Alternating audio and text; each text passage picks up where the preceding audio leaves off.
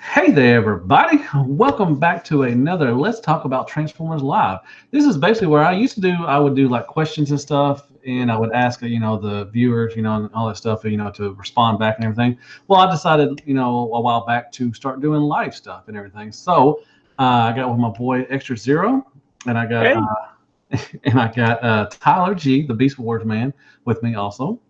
Hello. Hello. And I've been doing, a couple of these and everything. And basically we do too, we'll take a topic and we'll just talk about it, we'll roll with it. Mainly we just wing it. So that's what we're gonna do, and just have a good time and talk about Transformers. So tonight we are gonna talk about repro labels and everything. So Extra Zero, you're the one that proposed this question. Let's ask this question. All right. So my question is, repro labels, do you use them? If so, how? And if not, why? Also, is there anything that's appealing or that turns you away from using sets? Me personally, I mostly use faction symbols. I like my third-party figures to look complete. I like to make them look as show accurate as possible if I can. And I do see a lot of people in the community that they leave their third-party figures as is. There's nothing wrong with having it stock, but for me, ever since I got Apollyon and Transistor, it's like you have those big empty spaces on the chest. I had to do something about that. So since then, since then it's just been a thing. I've always had faction symbols, and there's been a couple instances where, we go to Masterpiece Ratchet, who I brought out because I wanted to talk about him, where they couldn't give him the appropriate red crosses on the arms. Yeah. Mm-hmm. Yeah. And so Takara Tomy wouldn't do it, but repro labels actually did. And so there's certain times that they'll actually complete the look of the toys. But my biggest gripe with their sets as a whole is they try to make it very toyetic rather than cartoon accurate. But I am a pretty regular customer with them. I always keep an envelope full of stickers. I keep it right here. It's actually kind of shitty, but when I do meetups, I like to hook friends up. I like to help them out to complete the look of their bots, and I think that they add a little something to the presence. Oh, that's good. Yeah, definitely. Yeah, I used to. It's been years since I've actually bought some. I do the faction symbols. I bought some from Hanny. I bought the dry rub ones or something. Those are official, right?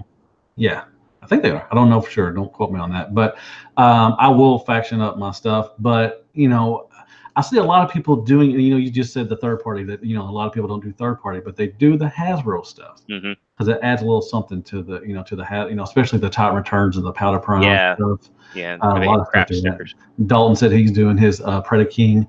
I did the Fort Max and the Metroplex and the Triptychon. They were huge sticker sheets. Took forever, but it kind of made it a little it stood out a little more. It made it pop a little bit with the stickers and everything. But I've heard some bad things like that with repro labels that they were going through a time where they weren't that good. Like a lot of them were peeling off, especially when they had to wrap around something. It wasn't that good. But I've heard they gotten better. I really heard they gotten better and everything. And Tyler, you said before we said you never bought any, or do you even faction symbol up your stuff at all? No. Well, I mean, being a Beast Wars collector, there's not really much to faction up, right? Yeah. But I went with the Perfect Effect Leonidas. I ended up going with the Neo Arts one because it had the faction symbol in the figure, like molded into the figure. Oh. Which was really awesome for me. And if I ever come across a single small enough sticker to go on the Generation Toy Gorilla, then I don't know, I'd probably pick that up. But as far as like full repro label sets, I mean, I don't think I have anything that could really even use it. Right. To be fair. For G1 stuff or even like classics, Chug, all that kind of stuff, I can understand the appeal for like the Chug collector, and even the Masterpiece collector. But for Chug especially, because it's adding details at a cheap cost. That's a good point. Instead of buying the a huge upgrade kit or something, you can just buy a sticker sheet and it adds different details that weren't originally there, right? Yeah, and And that's good. That's good for G1 stuff too. I mean, a lot of people, can't find the original stickers to their G1 stuff, so they just, get some repro labels for $3 to $6, and they make their G1 look a lot better than it used to be. absolutely. And I think there's a reason for that. I think the market for the Hasbro stuff with repro labels. Don't quote me on it. I'm not too familiar. You guys will have to tell me. But is the market for repro labels higher when it comes to Hasbro stuff than it is when it comes to third party and Masterpiece? That's a good question. It's a really good question What do you because mean higher? Like you like cost, or are you talking about in demand? Demand. I think it's probably higher, especially given how skimpy paint was on the Combiner Wars trilogy. I was going to put it. Yeah, that's what the third party. There's a lot of paint. Third party comes with a lot of paint all the time. So well, so something I was thinking about with as far as sticker sheets and repro labels when it comes to Hasbro figures is no matter what you do to that Hasbro figure, essentially, unless you paint it and you're really bad at it, there's not really much value there to diminish in that single figure. Even a Triptychon, even a Triptychon with poorly applied stickers will still hold its value for the most part. But third party, specifically third party, I feel like if you were to apply stickers to it and get the adhesive on it, and maybe some of them are falling off and the adhesive's still there and it's collecting dirt and stuff like that, it would diminish the value because well, look how third party is now. Like as soon as you open the box, it goes down $20, $30, $40, right? Like it's such a, I almost want to say a fickle market, so that I think people just don't want to mess with it. Like if they get it out of box, that's fine the way it is, and if they need to flip it, then they can. They put it back in the box and they flip it, and it no diminished value. I think it's one of those things where it's like it's good enough out of the box, because if you mess with it or if you do anything to it, you're just going to diminish the value. And if you need to flip it later, then you're not going to be able to get as much as if you just left it alone. No, I can agree and I can disagree. I think that the full sets of repro labels may be a deterrent, but in my personal experience, selling my third party pieces with faction symbols applied, it's always been enticing to the buyers. Right, and I mean, I'm specifically talking about full repro label sheets. I think like faction signal, like I was just talking about this on another podcast that I do that I host personally. When it comes to music, specifically, I listen to a lot of deathcore, a lot of metalcore, right? And so something that we've talked about is because some bands have started using clean vocals in their deathcore, and deathcore is mainly known for guttural. I don't know if you guys are following me on this. No, there's a lot of new bands, or a lot of bands do that anyways, and I think it, right. Like, I don't want to say hard, but like Seven Dust, and some other, other people like that, Mudvayne and all that. They do that. They'll start screaming, but then they'll sing. Then they start singing as well, right? I like that. I think there's, with deathcore specifically, originally there was no singing whatsoever, no clean vocals. It was all guttural, all growls, all screams, and that's just how the scene liked it. But now some bands have been trying to slip it in there, and more recently a band did an album with like full songs that are just clean vocals, and they're like one of the top deathcore bands out there, but they just put out this experimental album, and it threw the whole fan base in an uproar, and just like it was a very polarizing thing. So when we discussed it, we decided personally that the album that this band put out was not a deathcore album because it didn't check all the boxes of being deathcore. The proper way to go about clean vocals in a deathcore album is to have the clean vocals as an accent to greater enhance your sound, not be a full prolonged part. You know what I'm saying? So like a couple clean here, a couple clean there, but not like a full song or like a full part. You're basically saying less is more with these things. Essentially, yeah. If you use the stickers to accent your figures, then I think it's better Yeah, it's better. So, I actually have an example where I did that. And I don't know if you guys are familiar with this guy. This is the I love them. I love how you generation. called me out for going all the way around the block instead of just walking right to the store. He's like, actually, you're just saying this, and you're like, yeah, I'm just. Hey, I mean, sometimes you just got to put it out there in layman's terms. Yeah, I'm sorry. Like, I'm very tired. So I've been selected. Like, I didn't take his base off the shelf, but this is Generation Toy Tyrant, I love that. and he's good. He's a great figure. And I bought the full reprolable set, and I kind of hate the fact that their sets are so big. I think they would sell more sets if they just did the essential details, right? Right. And like faction symbols, and then missing details from IDW, like the intakes here. Like, and I like the fact that these are very natural looking. They look like a tampograph and not a sticker. Yeah. Accents. Yeah, and the accents. Mr. Yeah. Sorry. No, go on. Rather than like all this stuff. Like, so another one I recently did where I bought a full set, and this is the first time I've used 90% of the stickers from a set. I bought the X2 Toys Teletron set off of the TF Source, was on sale, and I used basically 90% of the stickers on this guy. However, there were some stupid ones, like all the Cybertronian writing, fake keyboards, fake vents, stuff that looked very toyetic. And I think, you know, the thing with less is more is when you want to create something that looks like it walked off the screen, you can't have these silly toyetic details. And I really wish someone could get through to them to just say, hey, just do the accents, do the stuff that makes it look like a collector's piece, make it look elegant. Don't make it look, yeah. But with that, there are people that enjoy that toyetic aesthetic, right? True, So, because you have the retro collectors, and they Right. eat that stuff up. So I think it's probably better for them to add all of those things to the one sheet so that you can choose not to use all of them. Yeah. Or you can use all of them if that's your thing. It's kind of like having a gun, not needing it, and then needing it, and not having it, right? But then I think that they pigeonhole people into buying the large sets by default. Whereas if you wanted a sticker sheet for your Triptychon or Fort Max, just get the basic set and just include one sticker sheet instead of 4. And then that way you have all the additional faction symbols and the missing details that should have been there, things that were in the cartoon.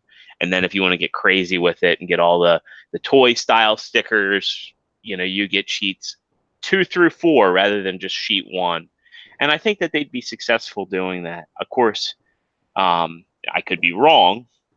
I watch a lot of. I watch some reviews that do the fact or the sticker sheets and everything, or they do reprolables for their the reviews and everything. And most of the time, I'll say 9 times out of 10, they don't use all of them at all. I mean, they just use select ones and everything, and they go about their business. And Mr. Jed Vargo, give it out for Blackout Shout. Yeah. He said, no one said you had to use all the whole sticker sheet, which is fine. Yeah. And that's good. But some of them, sometimes, some of the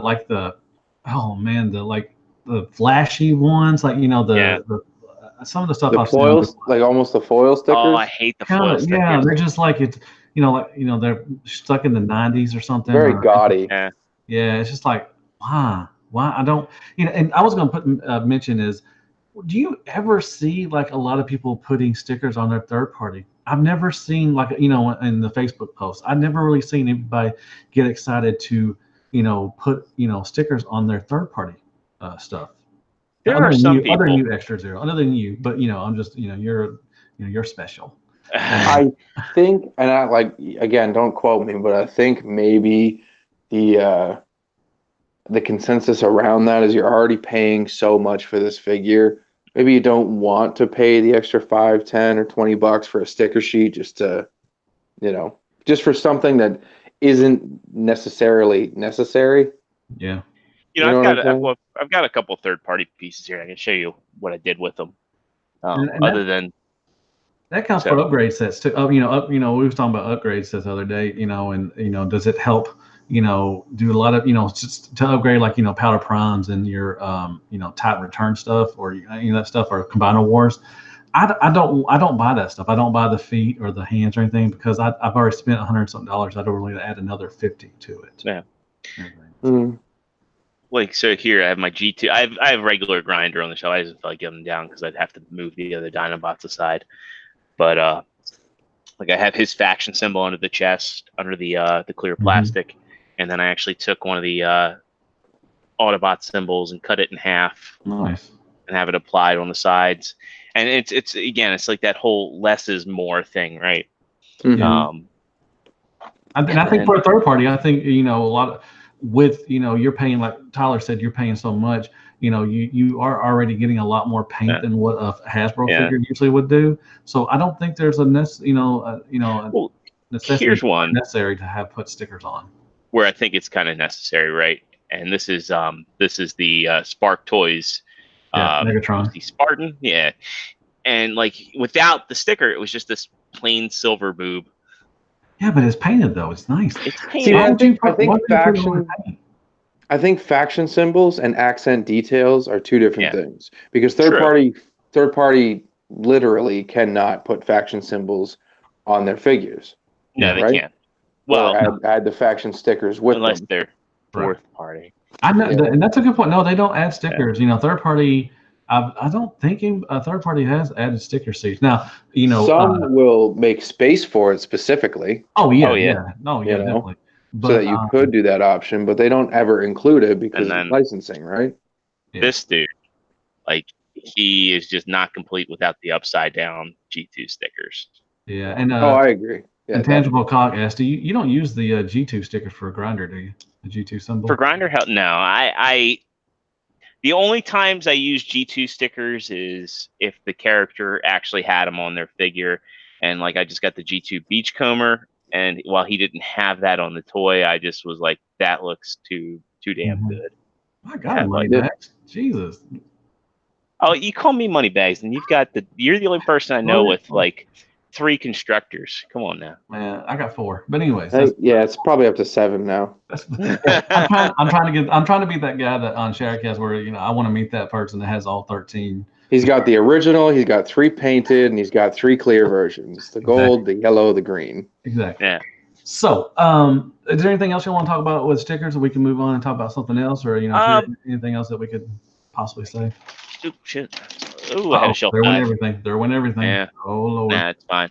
It was all sitting on a small IKEA coffee table. So I think if you're gonna go with reprolables for third party, it really depends on the company, the third party company that you're dealing with. Because I know Fans Hobby, I think it's Fans Hobby. They don't use a lot of paint on their figures. It's more of a color separation in the plastics, whereas Fans Toys drenches their figures in beautiful paint finish, from top to bottom, more or less, right? So it really just depends on the third-party company you're going with. You wouldn't want to put repro labels other than faction symbols on a Fans Toys, but you might want to fully deck out a Fans Hobby figure like their Overlord or their Monster Bots, even if a sticker sheet came out that was appealing. Yeah. I think it's more of a case-by-case thing with third party specifically. That's a good point.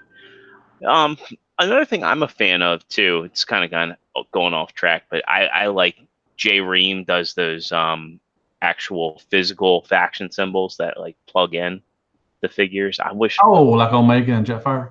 Yeah. Oh, that's cool. Oh, yeah. Them are nice. I don't have them. I wish I need to, but I don't have them. Is that what you were talking about before we went live? The raised faction symbols? Well, no, they have those as stickers. Okay. Yeah, they like the one that's on my Tyrant here. That's actually a was specifically for set. Yeah, but it's cool because when you put it on, it covers the space entirely, and it looks and feels like plastic, but it's actually some sort of vinyl. Right, and that does look good. Yeah. But do you have the ones for Omega or Jetfire extra? Yeah, I have both J-Ream sets for that. I wish he would do one for Omega Guardian, but he was like, "Well, Omega Guardian never had an Autobot symbol," and I was like, "All right, fine." Yeah, that's true. I will put my $20 back in my wallet. Basically, that was my point. I was like, "Can you just paint one blue?" Yeah. Why don't you just buy one and paint it blue then? No, well, I mean, because he paints them himself, so I didn't want to have like extra paint on it because he just 3D prints and paints. But he does a really good job. He sands. He does that that treatment where I forget how you do it, but basically you do a chemical treatment to 3D printed materials, and it makes it like they're sanded. I'll tell you what. After the show, I'll hook you up with a company called Hidden Toys. They do kind of the same thing, and they're just kind of getting up off the ground. But I'm sure the owner would be delighted to talk to you because he's always looking for new ideas. So yeah, I can get him on my show too. Perfect. We're bringing people together. Oh, that's so nice. I love this. But anyways, so y'all want to talk? Let's talk about since Tyler's a big Beast Wars fan. We got. Are you now, Tyler? Do you collect Legends? I don't know if you do or not. I collect the basic class, which is I think essentially Legends class anyway. I collect all Beast Wars, but like, are you talking about the Iron Factory stuff? Yeah. Are you? I'm gonna go in on that. Yeah, I think I'm gonna go in on that. It's pricey. It is. It is pricey, but I think it's only 4 inches tall. But I think it's like 12 inches long or something. The wingspan's 12 inches long or something like that, I heard. Man, it looks beautiful. That's insane. Yeah, I think I'm going to go in on I had the Perfect Effect ones, and I sold them because they were just almost too grandiose for me. You know what I mean? It was like, this is a little too much. Mm-hmm. But I think those Legends ones are going to look good. And I really hope if they want to make some extra money, they do a Cryotech. And instead of doing the Primal Prime, because like that's not really my kind of deco, I would much prefer they do a Throne of the Primes deco instead, because I feel like that's the superior of the three. I love that deco. I'm not gonna lie. I'm gonna go in on the Perfect Effect repaint of that. I want to, but with Perfect Effect, I have a bad track record. Either I just can't justify the price because the figure's not holding up, or no, you know what? There is no or. That's just it. Like they put out a really top price product or a top price item, and it's the product itself sometimes just doesn't hold up.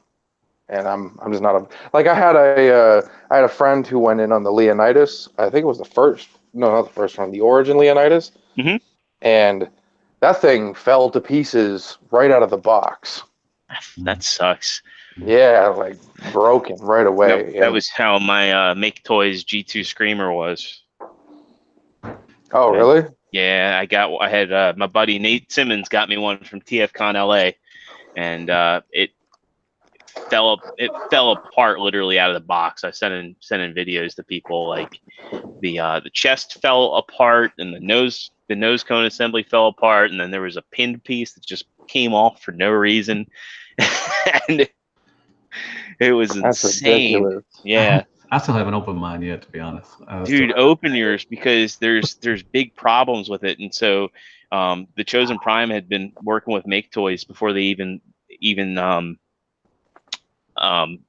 started to sell their pre-orders, because at least 10 people had theirs fall apart. Oh, god dang it. Well, I'll just leave it in the things, so it won't have to matter. But anyways. Well, no, it's going to matter, because if you sell it to somebody and they open it up and go, hey, Baldwin, this toy had cancer, what are you going to do? The tape wasn't cut, not my problem. Don't open your toys, dummy. I'm not selling, I'm not selling my Starscreams. Come on now, they're going with me when I die. But to go back, to this Iron Factory, they do have a Primal also coming too.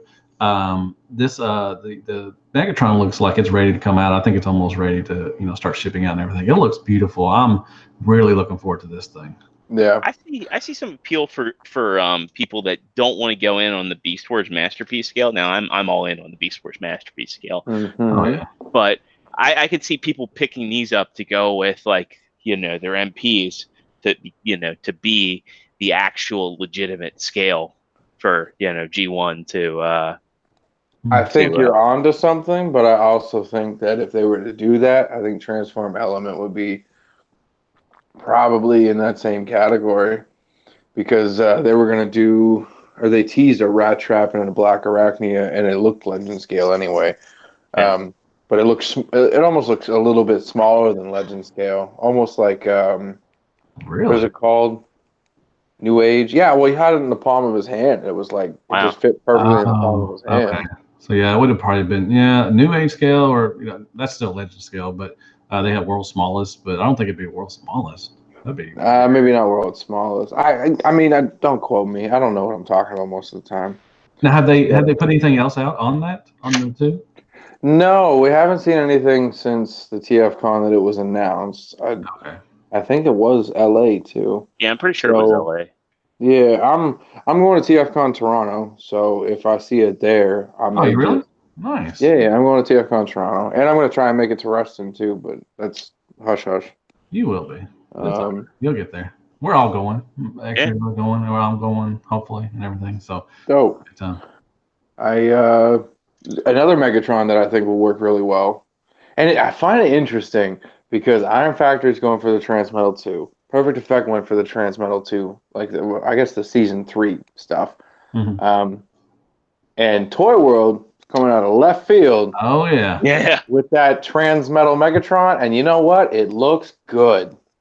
It Yeah. looks awesome. I'm I did. excited Yeah. for it. If it sees a release anyway. I The know funny thing is, it looked pretty good. I mean, it looked like it was almost ready to be released, to be honest. it's one of Mm-hmm. the simpler designs for Megatron too. It's like it can't be that hard to pull off because the mega size one, it was very straightforward in terms of transformation and very effective at what it did. I to be. agree. And I did like a what's new on it. This was man, I think it was last year that I did it. So we haven't really seen anything since then. I And think that was around the same time as TFCon. it could have Like the been. most Could have recent been. TFCon. Yeah, the So one in Chicago. So, and I did one, and I didn't crap on anything. I think it looked pretty good. It was weird, like you just said, it came out of left field. Toy World is not known for doing that stuff, and just to tease something like that, it's like, I think Toy World's trying to find their place now that they had their separation with Zeta. Yeah. oh yeah, And they I are. know, like I listen to SCU, and I know you guys I'm are sorry. loving how petty Zeta's being, and I can get They behind are. the petty bandwagon. I can get behind that for sure.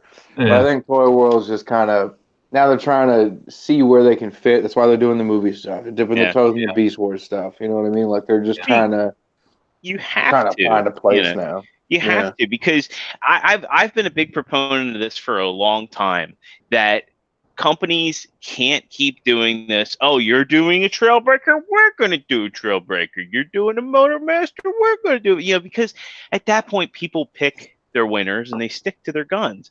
There's a Yeah. lot of brand loyalty out there, and I think that's an area where Keith has been incredibly successful. And where fans' hobby has been incredibly successful is doing things that nobody else is doing and getting them out in a timely fashion. And Perfect Effect and DX9 or / Unique Toys, they're another company where some of their best-selling figures were figures that just exist and no one else has done. I mean, yeah. Unique Toys is the only company that did a Sandstorm, and it's a piece of shit, but a lot of people own it because it's your only representation of Sandstorm out there. Same with Perceptor. Fans Toy Yeah. Perceptor. Nobody's done one. Blaster. KFC's the only Aside one from done a Blaster. are we talking about G1 Masterpiece, or are we talking just about Oh, third Master. party? Well, yeah, I'm talking about third third party, party too. in general because, like, Oh, Perfect Effect yeah. Leonidas, that's your only way to get an upscale, representation of Leo Convoy if you want it. Yeah, that's true. And I like how Generation Toys stepped up and did the Gorilla. Yeah. 'Cause I don't think Perfect Effect would have gotten around to it, or it could have been the Perfect Effect because I know somebody teased the image. And Was I it thought it was Perfect DX9? Effect at first. Because DX9 came out with Ancestrad, and that was kind of it for them. Yeah, I don't know. I know DX9 didn't tease the Gorilla image because right around shortly after Leonidas came out, they teased the Gorilla image that they were going to do essentially Generation Toy Gorilla, and it all came from this specific art book. And I'm wondering if maybe they just gave up and didn't want to do any more beasts like that, and they're going to just try and do show characters now from I guess season 3. I'm going to tell you what though, I'm going to be interested if they do a Tiger Hawk.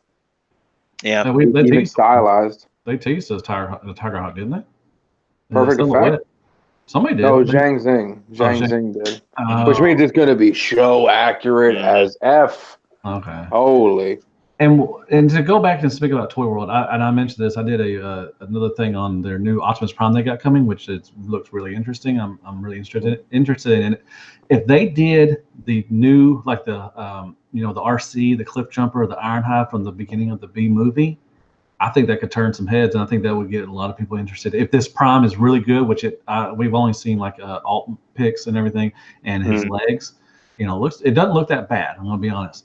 If they could do those, I think that could bring Toy World back into the thick of things. I think the real thing is the real engineering feat is they're apparently doing a drop kick and shatter that are legit triple changers. So I'm curious to see. Yeah. Yeah, wow. It's going to be interesting. I mean, if those things are engineering nightmares, but DX9 or I keep saying DX9 Unique Toys. They did Parakill and they did Challenger, and both of those are a breeze to transform, and they defy expectations as far as alt and bot modes and the simplicity of the transformation. So. How's the articulation on those though? Because I know it's just a lot of panels, a lot of fold up panels, right? The articulation's mostly good on Challenger. I think he's got some. Well, on Parakill. Parakill is mostly good. He's got like all the essential points of articulation. Challenger is excellent in terms of articulation, with the exception of his feet, and then the tolerances. Like I gave T-Man one for Christmas. I gave him a Challenger, and his likes to do like a lean. So he tighten up the feet, or I don't know if he's tightened up the feet yet. That Parakill, man, that's how the transformation, how it gets from the side panels to his legs and everything. Yeah. It's insane. You mean to tell me a figure called Challenger has a challenge standing up? I see what you did. That was good. I'll be here all night. Thank you. I know. It's kind of interesting now. You see some figures that look like they'd be nightmares, like Masterpiece Dinobot looks like he'd be a nightmare, but it's actually, I think, a fairly straightforward transformation, and it's very effective. Straightforward, but he's also kind of finicky, I found. Yeah. Even Megatron is straightforward 100%. Yeah, he's just a little scary with the thinness of the panels and the tolerances. See, the panels didn't bother me, and I actually didn't have any stress marks on my tabs. I had stress marks. I didn't have stress marks on the tabs because I was careful. I had stress marks on where the there's a couple of the hinged tabs where they connect, like where they were pinned in. Those were like stressed out of the box. Okay, so let's talk about that for a minute, because you just said something that I haven't heard a lot of other people say. You said mine didn't have stress marks because I was careful. If you're paying, I paid $220 from Amazon Japan. Same. Some people still paid the $330, $350 at retail price in North America. Mm-hmm. If you're paying that much for a Masterpiece figure, I don't know where this is coming from. Why are you not being careful? That's true. Why are you not taking your time? I think that the thing is because the prices fluctuated so much, people have the whole expectation of this is a toy regardless, and they forget how much they paid for it. Right, but I don't see any Soul of Shijoken fans. No, they don't. Or I should say we don't, because I have plenty of Soul Shigoken to my left. Because they're high price items, and you need to be careful, right? I sat there with my spudger. I watched the video reviews, and I just carefully separated the panels out and made sure everything was good. And same thing with Dinobot. That is a good point, because you're paying for all this, even not with official, even third party. You're paying a lot of money, a couple $100 for stuff like that. If you go in and just hock it and everything, just like manhandle it like it's just whatever, it's like some biscuits and gravy. You expect to break it, and then don't go crying like I'll just take for me myself. I've broken one transformer within the last 2 or 3 years that I can remember, and it was RC Rouge from Fans Toys. Mhm. It was my fault. I wasn't paying attention. I snapped the arm off and everything. Did I go to crying to the Facebook gods or something like, oh my God, everybody get the pitchforks out, get the torches out. We need to go. Fans Toys sucks and everything. No, it was my Well, no, fault. because you're a Fans Toys show. Yeah, pretty much. But that's Man, I'm kidding. Now there's a thing that gets me is I own every Fans Toys release with the exception of the MPO1 trailer. Every single release they've come out with, I own. I don't hate Fans Toys, yet I've had more QC issues with their figures than anything else, and motherfuckers come out with the pitchforks when I'm honest about it. He hit you with the big one. Not Matt. Matt's cool about it, No, but I'm just saying. No, there are you people- use the MF word. It's a family channel, dog. Believe me. This ain't figure action. Come on now. I know. I'm sorry, Matt. It's I all got right. you Go on. demonetized on this It's all one. right. No, you didn't. It's fine. Go on. Somebody already thumbs down this thing. Come on. Well, But Brenda's covering her little baby's ears now. I'm turning him away. They get my MF. It just gets me angry because I want companies to be better. I want them to have a good balance. And I've had issues with 2 of the 3 Insecticons. I had to get replacement parts. I had to get replacement parts for Tesla. Well, my Tesla, his face broke off. Like his face was a little. I was like, "What's the matter with his face? It's kind of wobbly." And I pushed it and it was hanging on by a thread. You gotta be careful, man. Quit breaking your stuff, man. Come on, man. Jesus. I know. I think it was JD in the realm said he's had like. Well, he had 3 screws. Yeah. Yeah. No. He's had 3 bad releases in a row. I think for him. Okay, well I know the Motor Master he was missing 3 screws with. Yeah, well he made a pretty angry post about it because it was missing the 3 screws, but it was like this is the 3rd release in a row. Are you serious? I'm done with this company, and like I can understand that. Sometimes that's just luck of the draw, You shoot 3 blanks by accident, but you're paying a premium price for a toy or an action figure, what we call them, and you expect. I don't want to say you want to expect the best, but I guess you are expecting the best. Like if I'm paying $180 for Motor Master, I don't want it coming with 3 screws missing and the foot just falls off right when I grab it. Like, come on. Yeah, that's unacceptable. And then they have the QC stickers on there. They're meaningless. Yeah, what are they for? Yeah. And I want to know how that made it through QC with the sticker on it, but no screws in it. The kid might have been sleeping or something, or he sneezed or something. He just to add the 3 screws. Todd is asking you, Zero, did you have the crumbling red plastic issue with Fans Toys? Perceptor? Sorry. Crumbling red plastic? No. I haven't heard of that issue. I will say. See if it happens. I will say no. My elbow is weak on his. My elbow's stuck on my. Yeah, that was what I was going to get at. Is I put the more show accurate or movie accurate colored pieces on them, the forearms and legs, and when I did that, the screws started to strip, and so or I guess the threads for the screws in those joints, and so he's got like loose elbows, and I've just floor polished it, and that's how he's rocking and rolling these days. Well, what do y'all think whenever you see this stuff? Like take Tyler with the Beast War. With Megatron, we saw a bunch of snapping of the crotch area, which was swirly plastic, and so a couple came out with stressed out, stress marks and everything. What do you think of people going to the boards and everything and just chastising companies like it's the worst thing ever happened, but you don't really see a bunch of them. It's just it's isolated like to 1 or 2 and not every run is going to be perfect. There's going to be some messed up stuff just like JD had, which it really sucks. I feel bad for him, but it's not really a worldwide problem. It's just a isolated. I think if Takara did the same thing, it would be completely acceptable to bastardize them all over the boards. Everyone would be in unity. People would march up to Takara's doors with sledgehammers and knock the doors right off the hinges. You know what I'm saying? Like, yeah, it's unacceptable if someone like Takara does it. But Fans Toys does it, and it's, oh, come on, it's just one figure with no Right. screws on the foot. You know what I mean? It's one figure with crappy elbows and melting plastic. It's one figure that spontaneously combusts into flames. It's fine.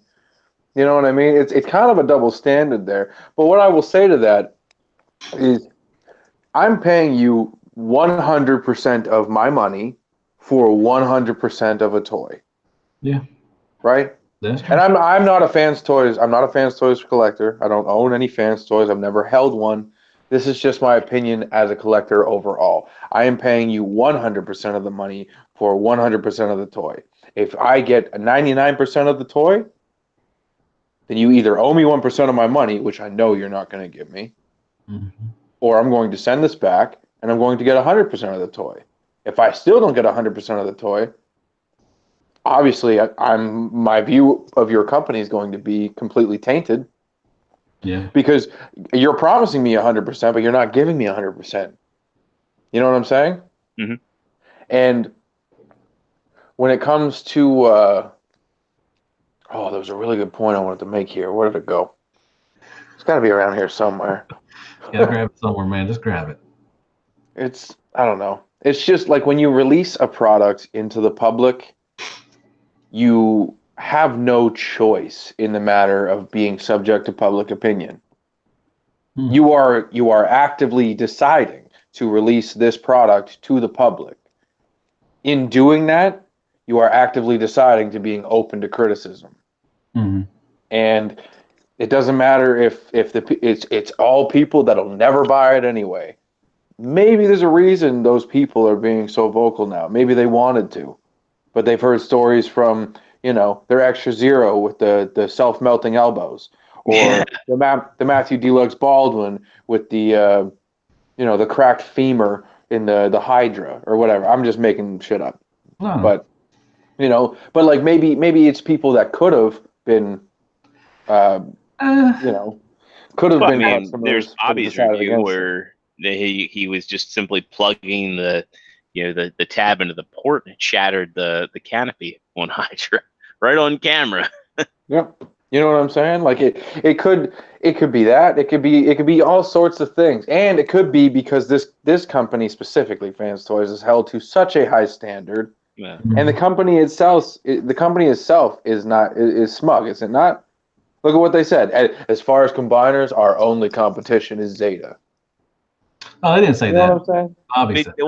They did say that they considered Zeta to be their primary competition. Yeah. But yeah. Well, but the thing is, with fans, and like I mentioned this on Sharecast this week, is like the reason why people nitpick at everything at Fans Toys is because they're the top dog. And once you are the top dog, you are going to get criticized for everything that you do or you don't do. And that's same with Takara. Takara is one of the top dogs. A lot of people may not see. No. Takara is the top dog. They are. I understand that, but a lot of people don't see that. They see Fans Toys just taking over Takara because Takara, they're not releasing stuff, and it really upsets me that we're not only getting very limited masterpiece stuff. Like we're only getting, I think, Prime this year, and maybe Hound. We're getting Bumblebee and Black Arachne and Bumblebee. But see, Fans Toys, they're putting out a lot of stuff. They're putting out some some top quality stuff.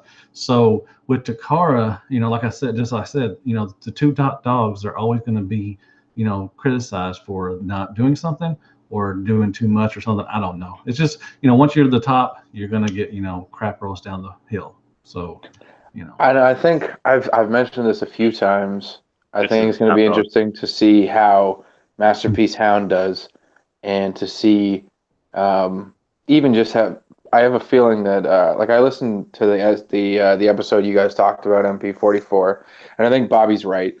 The main sellers for Transformers overall is Optimus Prime and it's Bumblebee. I think those will do fine, but I think it'll be telling even for Bumblebee and Hound. Excuse me. Yeah. For Bumblebee and for Hound, I think it'll be telling to see what those sales are like, and if Takara decides to even continue on with the G1. And I do think that Takara has stepped into other playgrounds like Beast Wars. Yeah. And you know what I mean?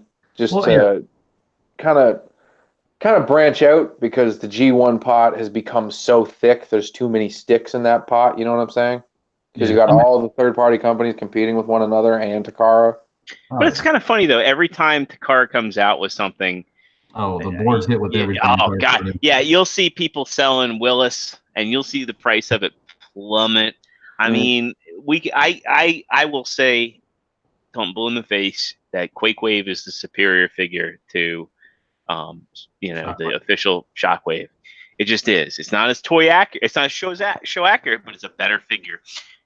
Yet, look at how cheap you can get Quake Wave these days because of how many they made, and the fact that people just want to have that official one at the end of the day. And you're talking about Hound also, and everything. And you already have two good choices. I have the Make Toys one, and it's a good one. I'm going to keep it, and I'm going to put it in truck mode.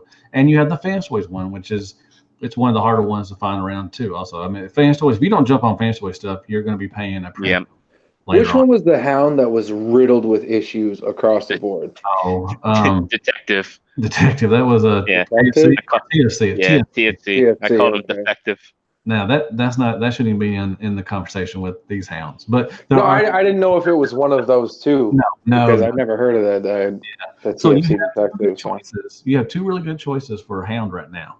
I want to see. I'm getting the Takara one. I'm always going to get the Takara one. But like you said, I want to see how the sales for this one is if it's gonna hurt or gonna help them decide if they're gonna move on to the G1, move on with G1 Masterpiece. Right.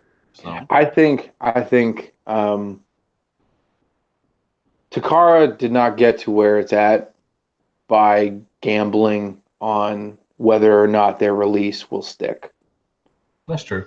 I think there's a reason that they're on top. Like that Sunstreaker blew all the other ones out of the water. I think there's a reason they're going towards Beast Wars because how many third-party Beast Wars Megatrons are there? How many third-party Cheetors are there? You know what I mean? Like, why would they gamble with such a rich third-party market for the hardcore G1 collectors now in that Masterpiece scale, which they set, by the way? Why would they gamble now when these companies are doing amazing things for these Masterpiece figures for the G1 collectors and try and compete with that? Why would they try and compete with that and risk losing ones? I think if they lost ones and they took the L in sales to Fans Toys, Make Toys, fucking Planet X. It's just part of my vocabulary. I'm very sorry. I've been good till this point. This is the last time y'all will see these two on my channel. Sorry. Man, you should have invited Dalton on. He'll be on the next one because at least he knows how to hold his mouth. Jeez. Yeah, true enough. Ow, my ears. Yeah. No, I like if Takara was to take an L to any of those companies, it would really speak to their character, their reputation as a company. And I don't think not that I don't think they're confident, but I just don't think that they dabble in they don't want to lose money. No, they definitely in a high percentage in the lose column. And high percentage for them is 12%. You know? They don't want to take that risk. So. Intangible Cog asks, do you guys think that if the Fans Toys will reissue their Hound to compete with Takara? I doubt it. With all the stuff they come out with, I don't think they're going to reissues. I think that they got burned when they did that with Quake Wave.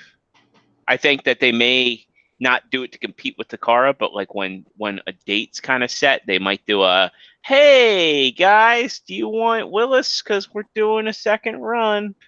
And I don't know, man. I don't know if they're doing reissues very much anymore because they got a lot of stuff down the pipeline, and I just don't think they're gonna to worry about doing any reissues. Because they still don't own their own factory, if I'm not mistaken, and I've heard from some insiders that that doing a reissue isn't as simple as you'd think when you don't own your own factory, because you have to set everything aside that you're currently working on, because there's a lot of things that they could reissue. Perceptor, case in point, the Reflector as well, Spotter. I mean, he's going for mad money on the secondhand market right now. And then there was that they did 1,500 Jetfires, and Oh God, that Yeah, that's a mess. Yeah. Well, I have an insider at Takara, What? and he told me that we're going straight to Beast Wars from now on. G1 is done. Leave it to fans' toys. Leave it to make toys. Leave it to all your toys. Whatever. Beast Wars is the cream of the crop. That's where we're going. Like Randy Macho Savage. Yep. The cream of the crop. Beast Wars. I mean, would it really be that devastating? I mean, I'm really just waiting on some combiner sets. And as much as I prefer the official Takara stuff, I mean, I just always wanted the representation. And at that point, my buy into third party doesn't seem so much as checking off a box as much as it is a valid purchase at that point. I wish somebody would make a Defensor, a Copytron, and an Abominus. I don't think you'll see Masterpiece combiners from Takara. Yeah, I think Zeta's got that as their niche. Well, no, I just don't think it was in the blueprint for Masterpiece from the get-go. But could you They imagine? did say that Devastator was considered that initially when they were designing their Titan Returner or whatever. But could you imagine what the internet would be if Takara dropped a MP Devastator or any of the combiners just dropped and said, yeah, we're making this. Could you imagine the cries of just I tell you what, I think you'd see a lot of $50 constructors. Mm-hmm. You're everyone swears up and you're already gonna see that anyways, probably with the they're already doing 15 already. Eventually, everyone swears up and down by Zeta, but if Takara, it's funny because I quote Bobby a lot for some reason. Like, I don't collect anything he collects. We don't even really agree on lines. He doesn't like Beast Wars. I don't like G1. But I agree on a lot of the things that he says about things, like how he comes to these conclusions. And one of the things that he said, and it's ironic because he's so pro Zeta, but it's all fun and games until Daddy comes home. And if Takara was to release a Devastator, you see a whole ton of $50 constructors. And the only reason you see a whole ton of $50 ones is because you get the green one, you get the pearl green one, the metallic green one, the clear green one, the yellow one, all the painted ones. All 50 molds or all 50 paint jobs of that constructor. That's why I snatched a G2 one. I remember when those things were like sub $300. Yeah. And I regret not jumping on one when I had the opportunity. But and we'll talk about Masterpiece. We'll talk about Beast Wars. You got Black Arachnia, and everything. And I've asked you this, Tyler, and let me get from you X's here also. What Beast Wars MP figure would you like to see next after Black Arachnia? Oh, that's an easy one. That's an absolutely easy one. Yeah, I'd like to see Rhinox. Oh, I was just guessing. Really? Okay, cool. Yeah. No. And the cool thing about Rhinox is that they could, I could see them doing it because they can easily get their evil Rhinox repaint out of it, the Predacon Rhinox. Yeah. Well, why not a Predacon? I want either Waspinator or Pterosaur. Waspinator makes sense. I think Pterosaur is going to be an engineering nightmare. I agree. For his scale, but I don't think that would scare them away from. No, because they prioritize the robot mode. Yeah, that's true. But I would like to see that. I would like to see, Quick Strike, but I know we're not going to get that for a long time because it's a future. So Scorpion could be a super easy one to do.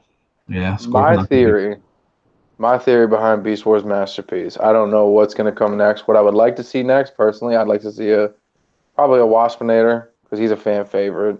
I'd like to see Rat Trap because he's a fan favorite. Pretty much any Scott McNeil one that hasn't been done, which is just those two. Rhinox, I know, is going to be very pricey. I can tell you that right now. I was actually surprised that they didn't do Rhinox after Megatron, to be quite honest, because it's a high-ticket item, or it would be. And then load it with accessories, you'd be paying the same as Megatron. I think they'll do Rhinox followed by Waspinator. Give that big, small. Well, maybe. We don't have a price on Black Arachnia, and I think she's going to come with not only a stand, but that web. That web. I don't think she'll come with a stand. I think that they'll probably cock tease us. I think Rhinox will probably come with a stand though. What do you say the price for Black Arachnia? 120. I see it at 170. Nah, I think since she's about Cheetor height, I see her coming in at about officially 120. Amazon Japan 90. Hmm. I'm gonna go high and hope for low, so that if it does come in low, I've I'm been excited. pretty accurate with my predictions. I'm just thinking if they do a stand and it does come with the web, because that's what the prototype was shown with. It was shown on a stand on a web. If it comes with that, plus all the other added accessories of the guns and probably the drone spiders and whatever else the car can throw in, because they put a lot of love into this. I could see them padding out that box to be probably about $170. Amazon Japan maybe $120, $110. I wouldn't be hateful with that and everything, but input says No, me neither. Input says all fun and games until Takara has someone hold their beer. I just love when Dinobot was coming out and everybody was crying about it. And I said, I'm going to bet on Amazon Japan. I get this thing below one, well below 200. Oh, yeah. I think we paid I think I paid 175, 180. Yeah, I paid 173 for mine because I pre-ordered that and the Target Master Hot Rod at the same time. Yeah, because I've been using Amazon Japan since MP36. Nice. Yeah. Nice. I got Prime on him. I got the Megatron. Nate Simmons says, I'm surprised they haven't done a Tigertron yet. He'd be easy. I am surprised too. And you know what? I think if I'm thinking about this, not logically by any means, but like if I'm thinking about this in a way that could make sense, I think if they're going to do Black Arachnia, next they should do Tigatron, and then after Tigatron, they should do Tarantulas. Because that's two mold mates done. You know what I mean? You got the twin molds for each side. Then you can move on to Scorponok. You can move on to Rat Trap, whichever. But if you bounce back and forth between Maximal and Predacon like that, I think that would be beneficial. Now let me ask you this: I think Rhinox, his engineering and Rat Trap's engineering would be pretty simple because at that point, I think what they did for the Thrilling 30 line was pretty much where they should be, in all honesty, in terms of how they should be engineered. And of course, they'll switch things around and do things a bit better. But I don't think that they're going to be quite as complex as the likes of Dinobot or Megatron. Well, Megatron wasn't even complex, man. It was just folding all those panels, but essentially it transformed exactly like the original toy. Yeah. The backpack was. Yeah, the backpack was the only complex part. I personally, I didn't need the voice clips. I appreciate that they put so much into that, but I'd be fine with a battery pack head because I like that. I like the light up eyes. I think that adds a nice touch, especially with photography if you get it right. Yeah. Especially my Dinobot wasn't one of the ones that has like the 24-hour eyes. Let me ask you this question: do you think that Takara is going to finish the Beast Wars? At least season 1. Just like they started, what they started with the G1 stuff. They got into it, and then it got, basically get canned. Now, do you think that they're going to finish the Beast Wars stuff? Let me also put that into perspective real quick. In Beast Wars, the first season has 14 characters total. In G1, I think the first season has 25, 30 at least. Probably. Maybe. You know what I mean? Yeah. Because most of the characters, aside from the recurring cast every episode, most of the characters are only there for the one episode so they can showcase the toy. Then you can go out and buy the toy, and then you never hear from them again until that last big battle, right? Finish them, though? I have high hopes that they will, personally, because they can charge a premium price, and every time so far, those have sold out. Yeah, but what if they get to a character that's not going to sell out, though? I don't really think... I don't want to say I don't think there is one, because I think if there was a character... I think Beast Wars is still in its infancy stage, where whatever is released from Takara, as far as Beast Wars go, it will sell out. Because Beast Wars in Japan was huge. the first show. Hmm. You have to remember that. That's why Beast Wars Second and Beast Wars Neo exist, because they didn't want to wait in between seasons for season 2 and season 3. Yeah, I was gonna say we already got the Supreme, Commander, Optimus Primal or Convoy, which is technically a Beast Wars 2 character. Do you think that they'll prioritize characters that they could use for the Beast Wars 2 representations? I think if they were going to do that, they would have kept with that scheme going forward from Primal. Like, because if that was the case, we would have seen a Grimlock out of the Beast Wars Dinobot, and we'd see. I guess the only other repaint. Hardhead is one. Well, yeah. And then also that's true. They could do Waspinator because they could do Hellscream and what? That's Hellscream Cyber Shark. So is it Dirge Gun? Dirge Gun, that's the one. Yeah. Yep. Oh Jesus, a masterpiece, Dirge Gun. I never even thought of that until you said it. Do y'all think they'll do masterpiece Beast Machines? Do you think they'll go that deep? Nah, I think third party will do that before anybody else. Man, well, to be fair, I don't think third party will touch it, but I think with Takara, I don't think anything's off the table. Well, would people want masterpiece Beast Machines though?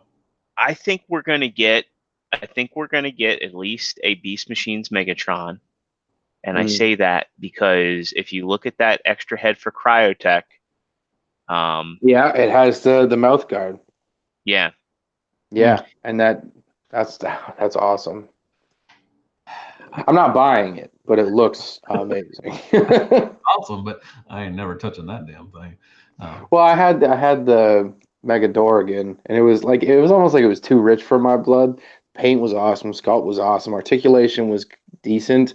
The wings were fantastic, and like I was actually able to get them to spread out all the way, no issues, like as far as tolerances.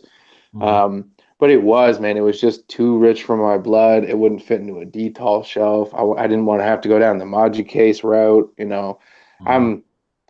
I collect as a hobby, not as a, you know what I mean? I don't want to have like a hunting room for my toys. I don't want to spend that kind of money. Oh, like my room. Oh, okay. Your room's different though, man, because like you have every little piece of history in that room. That's a museum, nuts to butts. You know what I'm saying? They are nuts to butts, definitely. Yeah. I like it. It's trash. I know. Everybody says it's trash, but it's fine. Oh, I know. I love your collection, man. Did y'all notice? I just don't want to ever be there when you dust it. I don't. Hey, will you come help me dust? I have yet to dust them yet. But y'all notice I moved my little DTOS. I don't have my DTOS back there. I moved them over here, this way, because somebody pointed out, they're right by the window, so the sun was getting in. They said it. Need to move that stuff because it might start getting yellowing and stuff. So I moved them over here and everything. So I just want to point that out. Anyways, so yeah, I guess we've been on for a little while. I just want to say thank y'all very much for coming on. As always, I love having y'all on here, dude. It's fun. We get really into some really good discussions and everything, and I just appreciate y'all taking time in y'all's busy schedule to come on my little show. Oh, it's a pleasure. Anytime, man. It's an honor to be here. So, shut up. Plug where you are at and all that good stuff. You getting red in the face? Yeah. You getting red in the face? It's an honor to be here. Jesus, anyways, I'm not lying. Where can y'all be? Where can we find y'all at? What podcast? How many podcasts are on now, or something like 13 or something? Yeah, about that. I think Extra Zero is going to join us on Stasis Lock soon. What do you think? Yeah, I'd love to be on. I'd love to talk some Beast Wars, man. They won't have me anymore, so why not? I mean, won't have you. Let me tell you the real story behind that. We asked Matt every Wednesday. He says, "It's SCU night." Sorry, I do not leave chat. That's true. I do. I mute that chat once they go. I'm like, I'm good. No, I'm in class. I'm in class and everything. Yeah. I know. I'm just playing. So Tyler, where can they find out? And me and Tyler on another podcast, so you can throw that one out too. Also, that's true. Okay, so first and foremost, you can find me on Stasis Lock. A bunch of great guys, namely Chris, Dalton, Dakota, Joe, Megamus, just a bunch of great guys over there. We talk Beast Wars every Wednesday on the Primal Sabbath YouTube channel, 7 o'clock Eastern Standard Time, every Wednesday. You can find myself, and recently you can also find Matt Deluxe Baldwin on the Back and Forth podcast, a spinoff of Black Adam Show, where we talk music and movies from different eras and just argue about which one's the best. And it's a lot of fun. It is. And it really is. I have started my own podcast of sorts. It's more like it's not a network, but it's like a cable package, because you subscribe to the one podcast, you get 4 different series. I've got Stitched and Staple, which is metal. I've got Broken Controllers, which is video games. I've got His and Hers, which is TV, and I do that with my wife because we binge watch Netflix. And more recently, I am starting a series called Family Matters, where I'm going to be shooting the breeze with some of my family members and just kind of reminiscing, learning stories about, my dad and how he grew up, and just hopefully stories that I've never heard of before, just so I can learn more about my family, the people I love, and I can share that with everyone else, and it'll be a growing experience for all of us. So that's kind of what I'm working on personally. It's not connected to anyone from like the Cool Table Network or anything. No disrespect by all means, but it's just kind of like a personal project that I've been working on, and you can check that out at the Tedious Podcast on Podbean. Nice. Wow. I did not know you were doing all that stuff, man. Yes, sir. Good job. All right. Extra Zero and the lovely dog of yours. Yeah, Maggie. She's here. She's like, hey, you can bring Gator. You can bring Gator. Well, Gator's in bed with Belisa. Sorry. Yeah. No Fifi. No Fifi. Hey. Fifi's in bed too. Well, you can find me every Thursday night over at the Figure Action Podcast, under the Figure Action channel. Anybody that's out there listening, we did a really good show last night with Dan, aka Proto Man, who's one of the organizers, coordinators of TFCon. Make sure you'll listen to that show. He had a lot of good information, and actually talked about some of his past experiences working with Hasbro, working with TFCon, some of the differences. So make sure you check out our show. A lot of good guys on there. We've got my good buddy, and I actually think he just hit 12,000 subscribers. T-Man978. My friend Matt, aka Parts Former, Joe Crab, and True Star Screamer, and we have a good time over there. So make sure to check us out.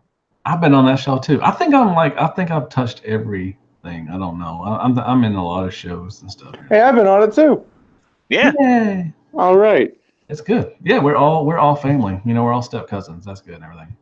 We're like the Eskimo brothers of podcasting. It's the S Club 7. Exactly. That's not even close what you guys were talking about. I just want, like I said, thank y'all very much. And thank y'all very much for coming in and watching. I really appreciate it. That's what really, drives me to do this stuff. I like to entertain y'all, and I'm glad y'all come in and watch my stuff and everything. So go down there and hit that like button. It really helps the channel out. Go down there and sub, share my stuff out. I'm just trying to get to 2,000. I would love to get 12,000, but I'm going to start small. So I'm a little small potatoes little thing. So just go down there and sub for me and share my stuff out. I really appreciate it. And I guess I will see everybody else on another Let's Talk About Transformers Live. And as always, good night, or Hell Hasbro, and good night, folks. Good night, everybody. Good night, folks. Good night, yay.